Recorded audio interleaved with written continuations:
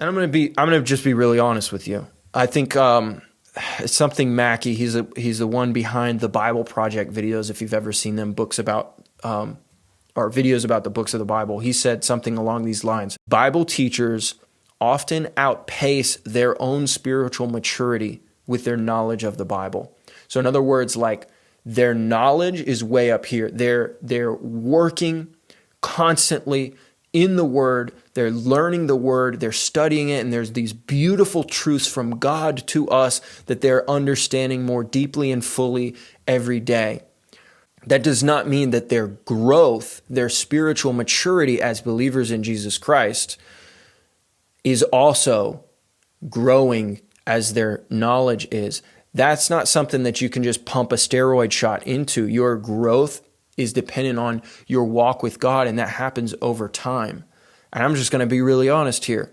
That's true of me. My knowledge of the Bible, I believe, is beyond my actual maturity as a Christian. And I want to be honest with that. I think Christian teachers and leaders should be honest with that. Just because somebody knows all this about the Bible does not mean that they're living all of that out.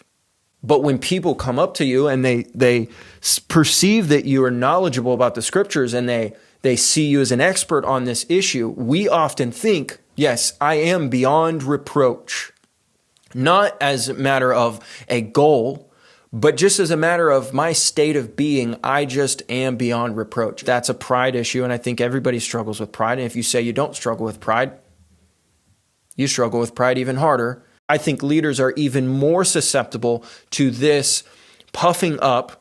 The Bible says knowledge puffs up, but love builds up. It's so easy to puff yourself up with knowledge and to not build others up with love. And I think that's exactly why leaders fall.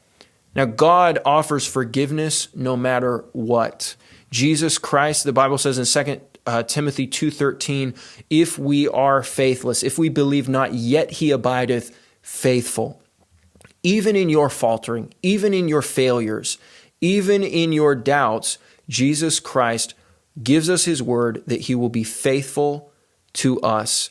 When you've trusted Jesus Christ for everlasting life, you have God's guarantee that nothing could separate you from the love of God.